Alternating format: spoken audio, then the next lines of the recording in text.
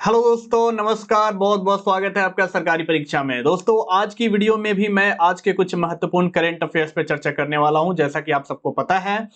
और इस वीडियो के माध्यम से मैं आपको करंट अफेयर्स पूरे डिटेल में समझाऊंगा। जैसा आपको पता है, यहाँ पे हर एक इंपॉर्टेंट पॉइंट पे मैं चर्चा करता हूं, तो आप हर एक इंपॉर्टेंट पॉइंट को ध्यान से जरूर सुने और कोशिश करें कि उन्हें याद रखें, क्योंकि ये जो इंपॉर्टेंट पॉइंट यहाँ पे मैं चर्चा कर रहा हूं, उससे आपके एग्जाम में सवाल बनने की संभावना बन सकती है। क्योंकि हमारे पढ़ाए हुए करंट अफेयर से कई सारे सवाल आपके बहुत सारे एग्जाम में आ चुके हैं। जैसे अगर हम अभी की बात करें तो यूपी ट्रिपल एससी पेट की एग्जाम में हमारे पढ़ाए हुए करंट अफेयर से डायरेक्ट क्वेश्चन बने हैं। तो आप कोशिश करें कि हर एक पॉइंट को ध्यान से सुने और वीडियो को लास्ट तक जरूर देखें। तो दोस्तों, चलिए अब आगे बढ़ते हैं और देखते हैं हमारे आज की महत्वपूर्ण करंट अफेयर्स।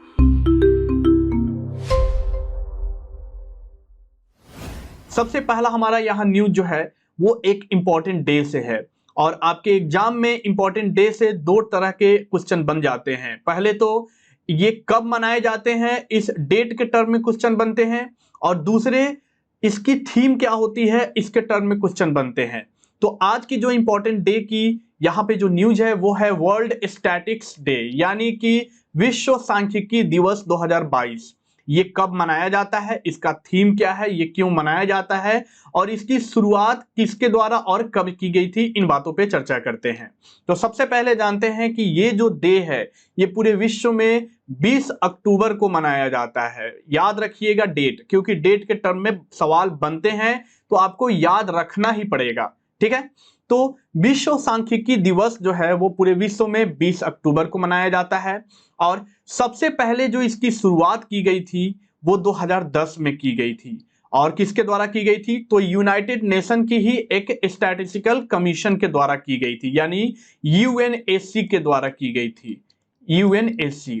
तो यहां पे आपको बहुत ही इंपॉर्टेंट इंफॉर्मेशन मिला कि इसकी शुरुआत 2010 में की गई थी और यूएनएससी के द्वारा की गई थी। ओके, अब इस साल का जो थीम है इस दिवस का, ये थीम है डेटा फॉर सस्टेनेबल डेवलपमेंट।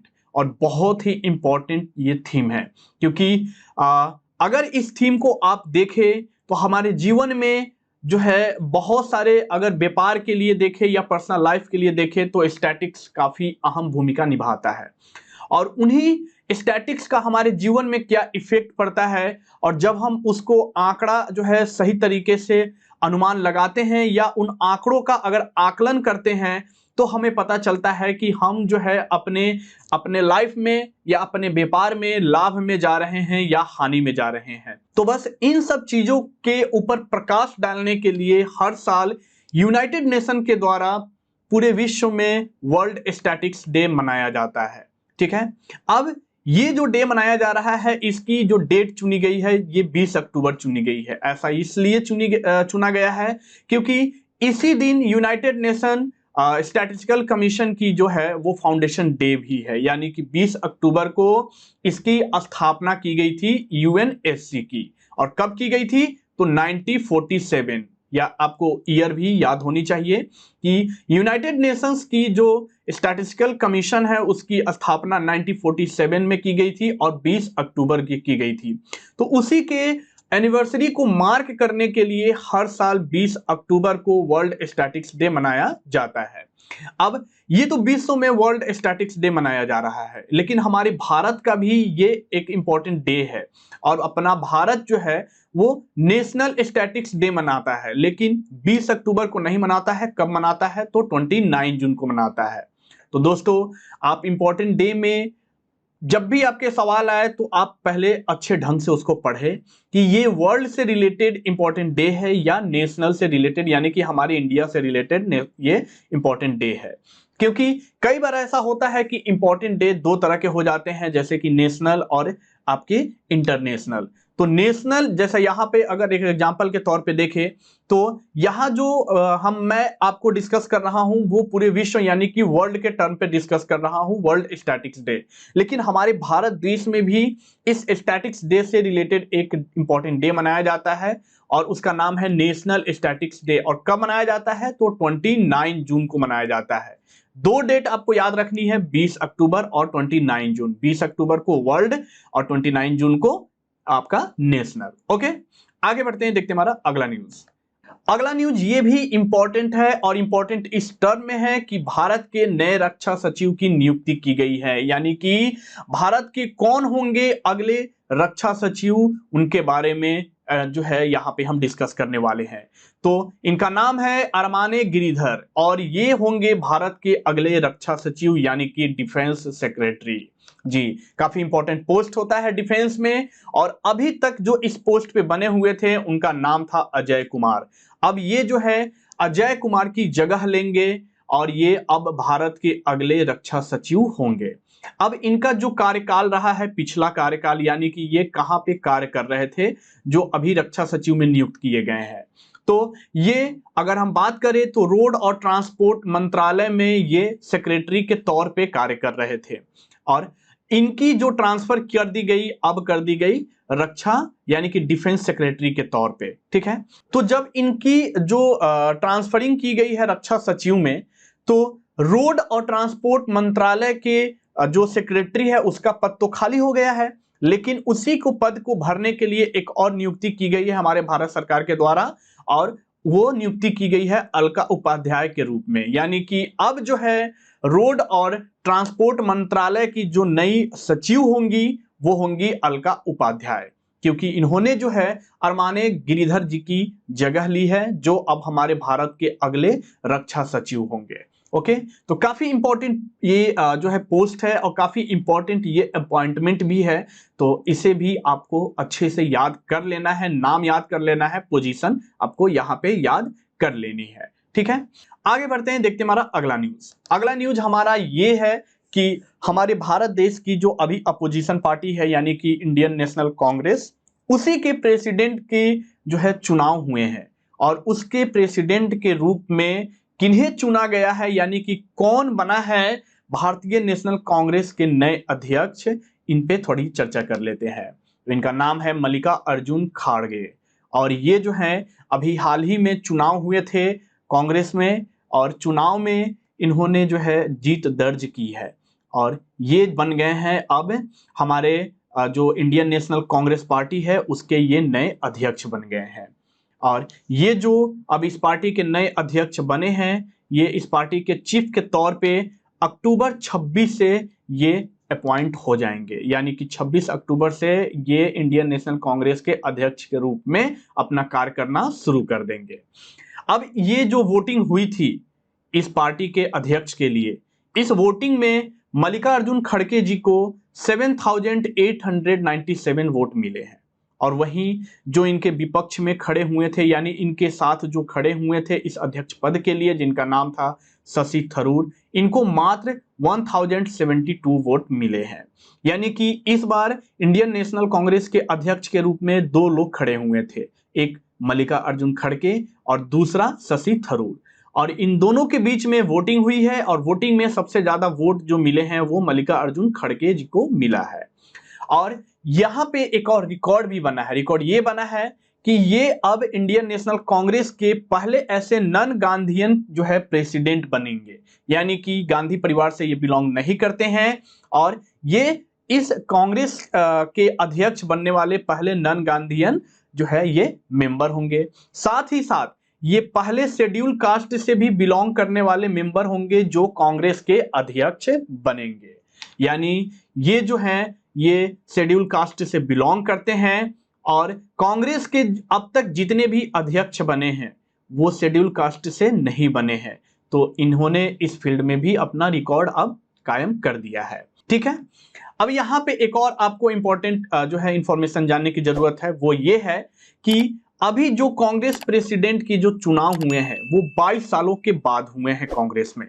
22 सालों तक कांग्रेस में जो प्रेसिडेंट के चुनाव, अगर कांग्रेस के प्रेसिडेंट की बात करें तो चुनाव नहीं हो रहे थे, उसमें गांधी फैमिली के ही कोई ना कोई पर्सन जो है कांग्रेस के अध्यक्ष बनते थे। लेकिन 22 साल के बाद जो है ये चुनाव हुए हैं, और 22 साल के बाद जो है चुनाव में अब एक नया नन गांधीयन जो है ये पर्सन कांग्रेस का अध्यक्ष होगा। अब वही अगर हम 22 साल पहले की बात कर ले यानी कि सन 2000 में, तो 2000 में कांग्रेस के अध्यक्ष के पद पे चुनाव हुए थे और उसमें सोनिया गांधी जी ने जो है जितेंद्र प्रसाद को 7448 वोट से हराया था कांग्रेस के अध्यक्ष पद के लिए। और उसके बाद जो है अब जाकर फिर कांग्रेस के अध्यक्ष पद की जो है चुनाव हुए हैं और उसमें मल्लिकार्जुन खड़गे इसके अध्यक्ष बने हैं। ठीक है, बहुत ही इंपॉर्टेंट इंफॉर्मेशन है, ये पॉलिटिकल अफेयर से इंफॉर्मेशन है और आपके एग्जाम के लिए काफी ज्यादा इंपॉर्टेंट है, याद रखिएगा। आगे बढ़ते हैं, देखते हैं हमारा अगला न्यूज। अगला न्यूज है कि इसरो के द्वारा जो आदित्य L1 मिशन होने हैं उसके मुख्य वैज्ञानिक के तौर पे किनकी नियुक्ति की गई है।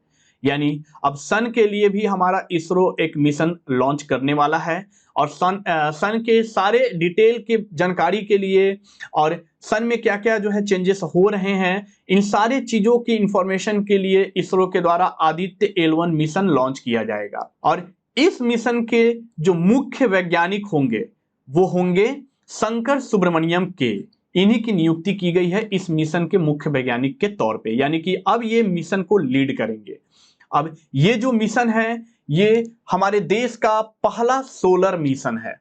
ठीक है, यानी कि ये अब तक जो हमारे मिशन इसरो के द्वारा हो रहे थे या तो ये स्पेस से रिलेटेड मिशन हो रहे थे या तो मून से रिलेटेड मिशन हो रहे थे या मार्स प्लैनेट से रिलेटेड मिशन हो रहे थे, लेकिन सन जो कि एक स्टार है और इसी से जो है रिलेटेड ये इसरो का पहला मिशन होने वाला है, नाम है आदित्य L1 मिशन। इस मिशन को भी ध्यान रखिएगा और इसी मिशन के लीड के तौर पे शंकर सुब्रमण्यम के जी की नियुक्ति की गई है। अब कौन है शंकर सुब्रमण्यम जी जिन्हें इस मिशन की जिम्मेदारी सौंपी गई है, इसे भी जानना जरूरी है। तो शंकर सुब्रमण्यम जी जो है वो UR राव सैटेलाइट सेंटर, जिसे URSC बोलते हैं, ये बेंगलुरु में है और इसी सैटेलाइट सेंटर के ये क्या है, बहुत ही एक सीनियर साइंटिस्ट है, यानी उसके ये जो है चीफ है और उसी के चीफ के तौर पे इन्होंने जो है कई सारे जो है मिशन किए हुए हैं और इनकी जो अगर हम एक्सपीरियंस की बात करें तो सोलर के फील्ड में इनकी एक्सपीरियंस काफी ज्यादा है और इनका जो अध्ययन रहा है वो सोलर मिशन से ही जो है जुड़ा हुआ अध्ययन रहा है, जिनके कारण जो है इन्हें अब आदित्य L1 मिशन की जिम्मेदारी सौंपी गई है। ठीक है, अब इनके अलावा यानी कि इन्होंने URSC में कार्य करने के अलावा इन्होंने अभी तक इसरो के द्वारा जितने भी मिशन हुए हैं जैसे कि एस्ट्रोसैट या चंद्रयान 1 या चंद्रयान 2, ये जितने भी मिशन हुए हैं इस मिशन में भी इनका पार्टिसिपेशन रहा है। तो इनका जो योगदान रहा है वो इसरो के लिए पहले से ही काफी महत्वपूर्ण योगदान रहा है और अब जो है इन्हें इसरो के द्वारा एक नई जिम्मेदारी सौंपी गई है। आगे बढ़ते हैं, देखते हैं हमारा अगला न्यूज। अगला न्यूज ये है कि अंडर 23 वर्ल्ड चैंपियनशिप में मेडल जीतने वाले पहले इंडियन कौन बने हैं। यानी कि अभी तक जो वर्ल्ड रेसलिंग चैंपियनशिप था उसके अंडर 23 में किसी भारतीय के द्वारा कोई मेडल नहीं जीता गया था, लेकिन अब एक भारतीय ने इस रिकॉर्ड को तोड़ दिया है और उनका नाम है साजन भानवाला। और ये जो है अंडर 23 के वर्ल्ड चैंपियनशिप में इन्होंने ब्रोंज मेडल जीता है और इस मेडल के जीतने के बाद ही इन्होंने एक नया रिकॉर्ड कायम किया है, वो ये कि ये जो है अब इस अंडर 23 वर्ल्ड चैंपियनशिप में मेडल जीतने वाले पहले भारतीय बन गए हैं। और इन्होंने जिस कैटेगरी में जो मेडल जीता है वो 77 kg कैटेगरी में जीता है। दोस्तों रेसलिंग में वेट के अकॉर्डिंग कैटेगरी होती है, जैसे 66 kg, 71 kg, 77 kg। तो इस कैटेगरी में आपको जो है हर एक इंपॉर्टेंट इवेंट और उसके विनर के नाम आपको याद रखने भी पड़ेंगे, क्योंकि कैटेगरी आपको जब मालूम रहेगा तो उसके विनर का नाम आपको याद रखने में आसानी होगी और आप एग्जाम में अच्छे से उसको सॉल्व भी कर पाओगे। ठीक है, अब ये जो है इस चैंपियनशिप में मेडल जीतने वाले पहले भारतीय बन गए हैं और इस चैंपियनशिप को बोला जाता है ग्रेको रोमन रेसलिंग चैंपियनशिप। यानी इस चैंपियनशिप का जो आयोजन किया गया था वो कहाँ किया गया था, तो स्पेन में किया गया था और इस चैंपियनशिप में इन्होंने भारत को ब्रोंज मेडल दिलाया है। लेकिन इससे पहले भी इनका भारत के लिए काफी योगदान रहा है। जूनियर वर्ल्ड चैंपियनशिप में 2019 में इस चैंपियनशिप में इन्होंने भारत को ब्रोंज मेडल दिलाया हुआ था। आगे बढ़ते हैं, देखते हैं हमारा अगला न्यूज। अगला न्यूज ये है कि प्रधानमंत्री श्री नरेंद्र मोदी के द्वारा गुजरात में एक और एयरबेस के जो है फाउंडेशन की स्थापना की गई है, यानी कि उसकी आधारशिला रखी गई है। अब जो ये गुजरात के नए एयरबेस बनने वाले हैं, ये कहाँ बनने वाले हैं, किस जिले में बनने वाले हैं, इस पे चर्चा कर लेते हैं। तो सबसे पहले जानते हैं कि ये जो गुजरात के जो नए एयरबेस की जो नींव रखी गई है हमारे देश के प्रधानमंत्री श्री नरेंद्र मोदी द्वारा, वो गुजरात के दीसा जगह पे रखी गई है और ये गुजरात के बानसकंठा जिले में आता है। और इस जगह जो प्रधानमंत्री श्री नरेंद्र मोदी ने जो एयरबेस की स्थापना की नींव रखी है, इससे अब क्या होंगे कि जो गुजरात में दो एयरबेस है, एक तो भुज में है और दूसरा उत्तरलाई में है, तो इन दोनों एयरबेस के बीच की जो डिस्टेंस है वो 355 किलोमीटर है और इन दोनों की डिस्टेंस काफी लंबी डिस्टेंस है, जिससे इन दोनों को कोऑर्डिनेट करने में काफी जो है मुश्किलें हो रही थी। तो उन्हीं के बीच में एक एयरबेस की स्थापना की गई है ताकि अब ये दोनों जो है आसानी से कोऑर्डिनेट कर सके और हमारे जो नेबरिंग कंट्री है अगर हम पे हमला करते हैं तो वहां से ये काफी अच्छी तरीके से जवाब दे सके। और दीसा जो है ये गुजरात का एक बहुत ही ग्रीनफील्ड एयरबेस है और ये कितने एरिया में फैला हुआ है, तो 4519 एकड़ में ये एयरबेस फैला हुआ है। और इस एयरबेस के लिए लैंड की जो एक्वायरमेंट की गई थी वो बहुत पहले ही कर ली गई थी। 1983 में ही इंडियन एयरफोर्स ने इस लैंड को एक्वायर कर लिया था कि यहां पे हमें एयरबेस बनानी है और अब जाकर इसकी नींव रखी गई है हमारे देश के प्रधानमंत्री श्री नरेंद्र मोदी द्वारा। अब इसे जो इंडियन एयरफोर्स ने जो है एक जवाब में बोला है कि इस एयरबेस को दिसंबर 2023 तक जो है कंप्लीट कर लिया जाएगा और ये जो एयरबेस बन रहा है ये पाकिस्तान बॉर्डर के काफी नजदीक है, तो इसे भी आप ध्यान में रखिएगा। यानी जब भी पाकिस्तान के द्वारा अगर हमारे ऊपर हमलों की तैयारी होती है तो इस एयरबेस से हमें काफी मदद भी मिलेगी। आगे बढ़ते हैं, देखते हमारा अगला न्यूज। अगला न्यूज हमारा यह है कि जापान ने एक प्रोडक्ट को जीआई टैग की मांग की है, यानी जापान के द्वारा इस प्रोडक्ट के लिए जिसका नाम है निहोन्सु, और निहोन्सु क्या है ये अभी मैं आपको बताऊंगा, लेकिन इस प्रोडक्ट के लिए जापान ने जो है एक रिक्वायरमेंट डाली है कि हमें इस प्रोडक्ट के लिए जीआई टैग चाहिए और इसके लिए एप्लीकेशन भी फाइल की गई है। और कहाँ की गई है, तो नई दिल्ली में जो जापान की एम्बेसी है उसके द्वारा की गई है, चेन्नई में फाइल की गई है।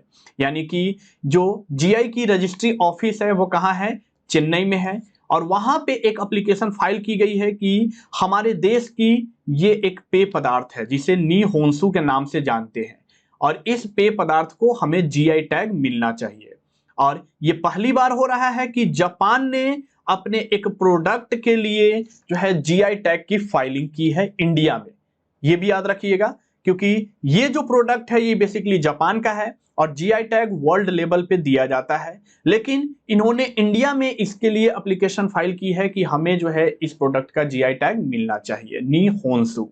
और निहोन्सु जो है ये एक पेय पदार्थ है, यानी कि एक तरह का अल्कोहलिक बेवरेजेस है और इसे जो है वहां के लोग आम दिनों में भी पीते हैं, साथ ही साथ स्पेशल जब ओकेजन्स होते हैं तो वहां पर भी ये पिए जाते हैं। ठीक है, बेसिकली इसे जो प्रिपेयर किया जाता है वो राइस को फर्मेंटेशन करके इसे प्रिपेयर किया जाता है और ये जो डिश है ये जापान में काफी फेमस है। साथ ही साथ जो जापानीज लोग इंडिया में रहते हैं वो भी इस डिश को काफी प्रीफर करते हैं, बनाते हैं। इसी कारण इसकी जो जीआई टैग की मांग की गई है वो इंडिया में की गई है। आगे बढ़ते हैं, देखते हैं हमारा अगला न्यूज।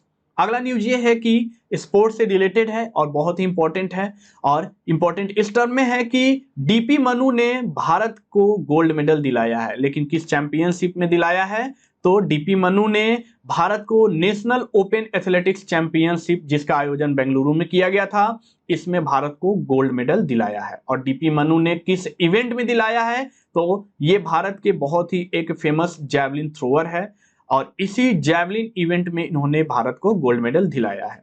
और इस गोल्ड मेडल के लिए जो इन्होंने अपना बेस्ट थ्रो फेंका है वो 81.23 का बेस्ट थ्रो इनका रहा है। और वहीं अगर सिल्वर मेडल की बात करें इस चैंपियनशिप में, तो सिल्वर मेडल के दावेदार जो हैं वो रोहित यादव हुए हैं और ब्रोंज मेडल जो है वो किशोर कुमार को दिया गया है। आगे बढ़ते हैं, देखते हैं हमारा अगला न्यूज। अगला न्यूज ये है कि विश्व की पहली बासमती राइस ब्रांड कौन है। आप बासमती राइस खाते होंगे, आपको पता होगा बहुत सारे आप बासमती राइस के ब्रांड के नाम जानते ही होंगे। तो आपसे वही पूछा जा रहा है और आपको यही बताया जाएगा यहाँ पे कि विश्व की पहली बासमती राइस ब्रांड जिसे विश्व में रिकॉग्नाइज किया गया है कि ये भारत की नहीं बल्कि विश्व की सबसे नंबर 1 बासमती राइस ब्रांड है।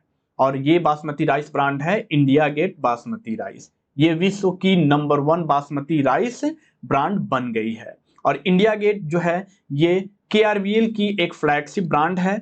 और इंडिया गेट के बहुत सारे पैकेट आपके पास आपके मार्केट में अवेलेबल हैं। आप जानते होंगे इस राइस को, क्योंकि ये राइस जो है ये खाने में जितने टेस्टी होते हैं उतने इनमें एरोमा के जो है क्वालिटी भी पाई जाती है। और ये जो है एक सर्वे किया गया था ग्लोबल रिसर्च कंपनी के द्वारा जिसका नाम है मॉडर्न इंटेलिजेंस। इसके द्वारा सिर्फ इंडिया में ही नहीं बल्कि अमेरिका, यूरोप, एशिया पैसिफिक और मिडिल ईस्ट अफ्रीका जैसे जो है महाद्वीप और देशों में इसकी रिसर्च की गई थी कि विश्व का सबसे नंबर 1 बासमती राइस ब्रांड कौन है। और उसमें जो पहला स्थान मिला है वो किसे मिला है?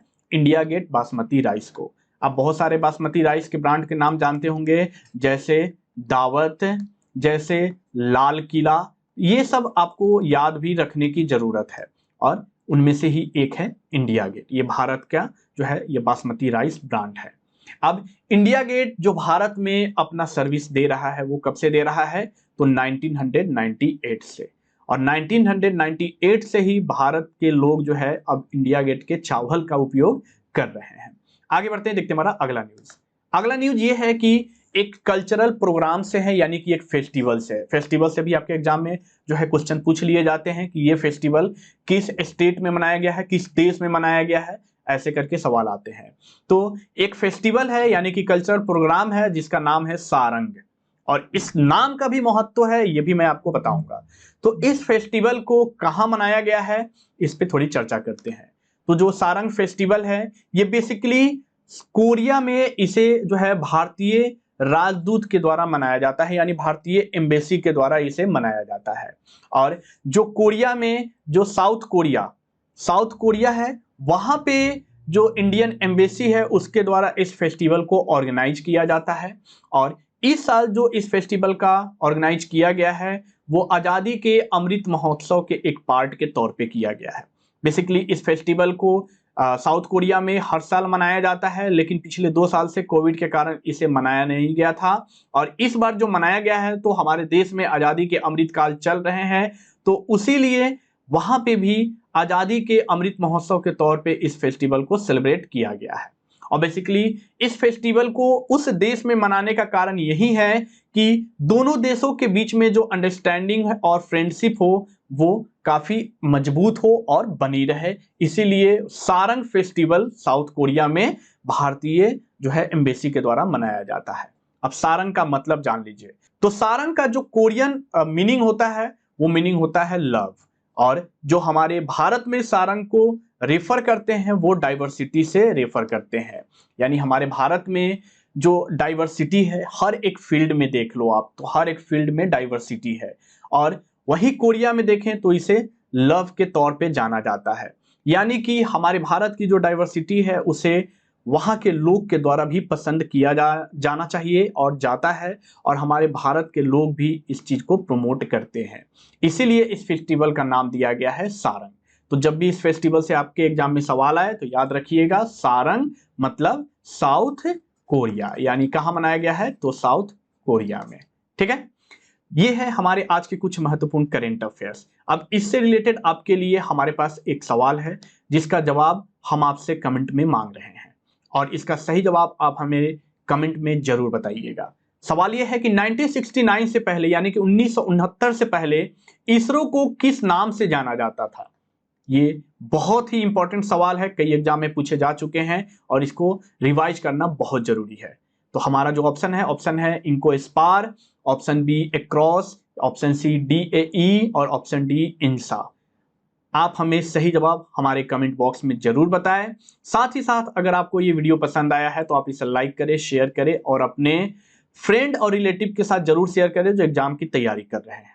और हमें कमेंट करके ये भी बताएं कि आपको आज का वीडियो कैसा लगा है। और अगर आप इस चैनल पर नए हैं तो सबसे पहले तो इस चैनल को सब्सक्राइब कर ले और बेल आइकन को भी प्रेस कर ले ताकि इस तरह की नोटिफिकेशन आप तक पहुंचती रहे।